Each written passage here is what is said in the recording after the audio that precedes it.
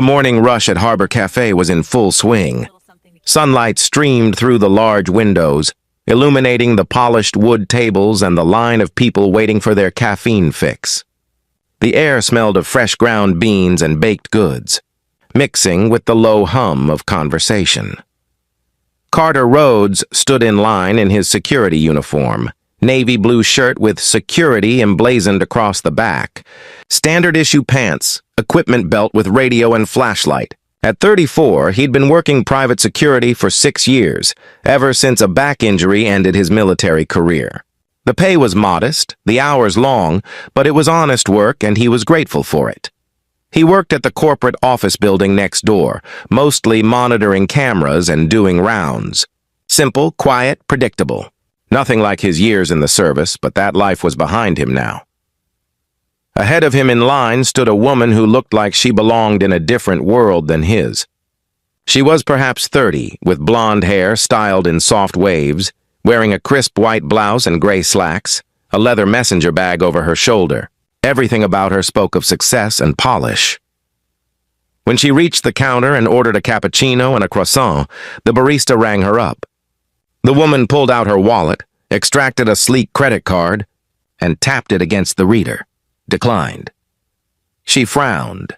Tried again. Declined. "I'm so sorry," she said, a flush creeping up her neck. "Let me try another card."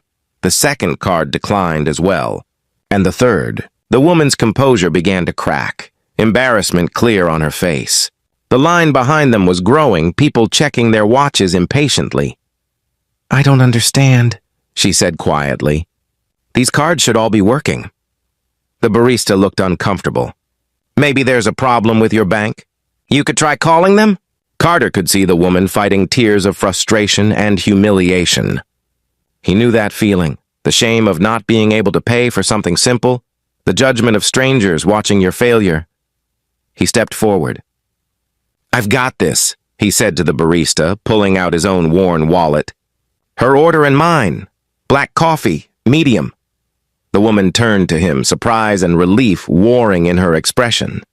"You don't have to—" "I know," Carter said simply. "But it's just coffee." No big deal. He paid with cash, counting out the bills carefully.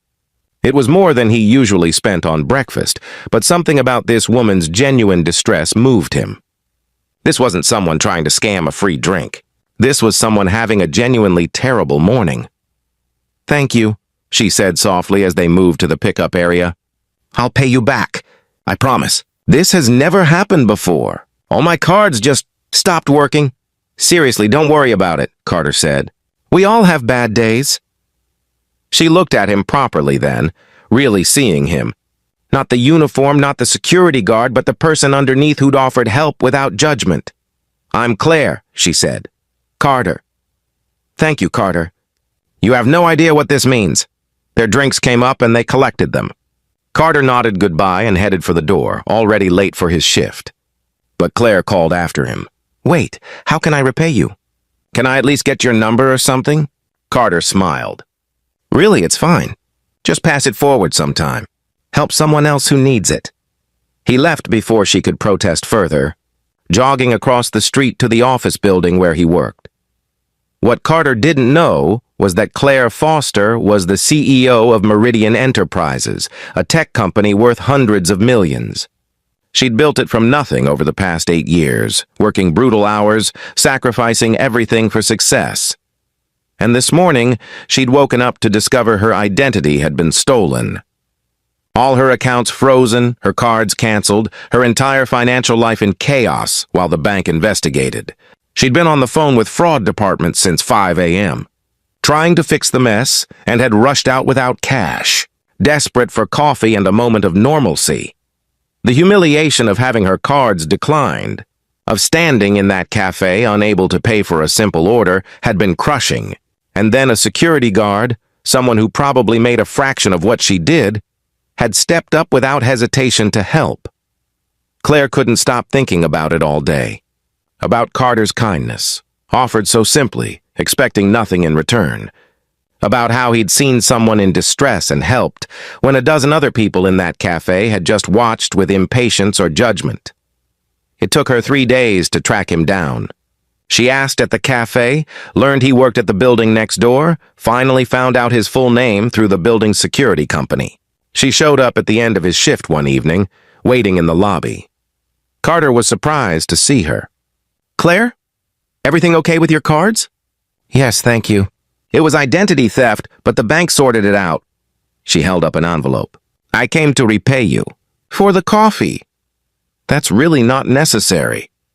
"Please, it matters to me." She handed him the envelope. Inside was $50. Carter shook his head. "The coffee was like $8. This is too much." "Then consider the rest interest," Claire said with a slight smile, "or a thank you for the kindness." Carter looked at her carefully. "You were really shaken up that day. It wasn't about the money, was it? It was about feeling helpless." Claire was startled by his perception. "Yes, exactly that.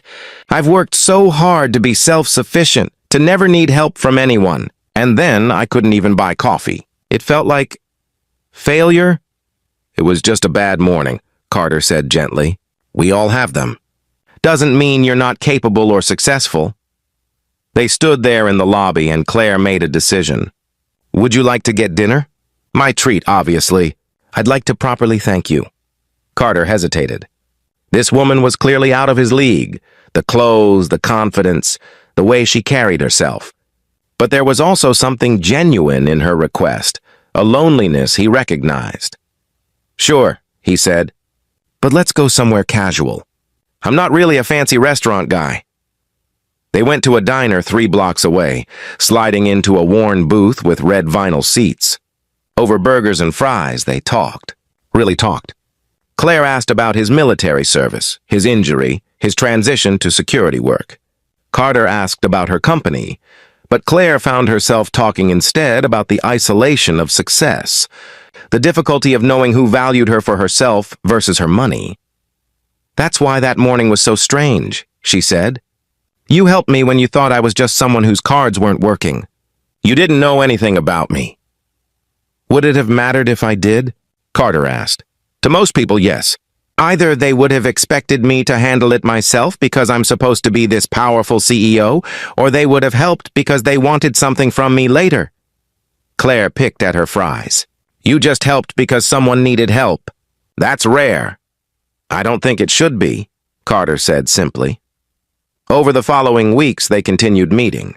Coffee before Carter's shifts, lunch when Claire could steal away from the office, dinners at casual places where they could talk without pretense. Claire found herself drawn to Carter's straightforwardness, his lack of agenda, his contentment with a simple life. Carter was drawn to Claire's intelligence, her passion for her work, and the vulnerability she showed when she let her guard down. "My board would have a fit if they knew I was dating a security guard," Claire said one evening, then immediately looked horrified. "I'm sorry. That came out wrong.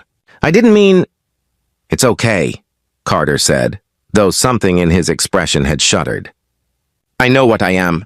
I'm not going to pretend to be something I'm not." "That's not what I meant." Claire reached across the table, taking his hand. "I meant my board is full of shallow people who judge worth by bank accounts and job titles. I'm trying to say that you're worth more than all of them combined, and they'll never see it." "Then why do you care what they think?" It was a good question. Claire sat back, considering. "Because I've spent 8 years building this company and I thought their approval mattered. But lately, I'm not sure it does." 3 months into their relationship, Claire's board discovered she was dating Carter. The reaction was immediate and harsh. An emergency meeting was called. Claire was told in no uncertain terms that her relationship was inappropriate and reflected poorly on the company image. "He's a security guard," one board member said dismissively. "What could you possibly have in common? This looks like you're going through some kind of crisis." Claire felt anger rise, hot and protective. "Carter Rhodes is a decorated veteran who served 3 tours overseas. He was injured saving his unit. He works hard, treats people with respect, and has more integrity in his little finger than everyone in this room combined." "That's very noble," another board member said condescendingly, "but it doesn't change the optics. A CEO dating someone in such a modest position? It raises cool. Claire looked stricken. I didn't know it was worth it, Carter interrupted. Even the questions about your judgment. Then question my judgment all you want, Claire said, standing. Because I'm not ending this relationship to satisfy your elitist prejudices. She walked out of the meeting. That evening, she told Carter what happened. He listened quietly, his face unreadable. Maybe they're right, he said finally. Not about me being unworthy, I know my value, but about us being from different worlds. Claire, you're brilliant and successful, and you're going to change industries. I'm a guy who watches security monitors and makes enough to cover rent. I don't want to be the reason you lose what you've built. You're not, Claire said firmly. They are, by being narrow-minded and judgmental. And if I lose the company over this, then maybe it wasn't worth having in the first place. You don't mean that. I do. I built Meridian to prove I could, to show I was smart and capable and worthy of respect. I've got all that now. But you know what I didn't have? Someone who sees me as just Claire. Not CEO Claire, not rich Claire, not successful Claire, just me. You gave me that. In a coffee shop, on a random Tuesday morning. Carter was quiet for a long moment. I was late for work that day because of stopping to pay for your coffee. My supervisor gave me a warning. And before I knew you, it was worth being late to help someone who needed it. And now, knowing you, Claire, you're worth everything. The board continued to pressure Claire. Shareholders were notified. Articles appeared in business journals questioning her leadership. But Claire refused to budge. She made Carter's security clearance public record, his military honors, his record of service, the lives he'd saved. She wrote an op-ed about classism in corporate culture, about judging people by their character rather than their bank accounts. Some shareholders sold their stock, but others surprisingly increased their investments. Employees at Meridian, who'd always seen their CEO as distant and untouchable, suddenly saw her as human. Morale improved. The company's culture began to shift. A year after that morning in the cafe, Carter and Claire were engaged. He proposed simply in that same diner booth where they'd had their first dinner, with a modest ring he'd saved for months to buy. At the small wedding ceremony 6 months later, Claire's speech included the story of their meeting. Carter paid for my coffee when my cards were declined. $8. That's what our relationship cost at first. $8 and the courage to help a stranger. I was at my lowest that morning, feeling helpless and small. He saw someone who needed help and he helped, expecting nothing in return. That's the kind of person I want to spend my life with.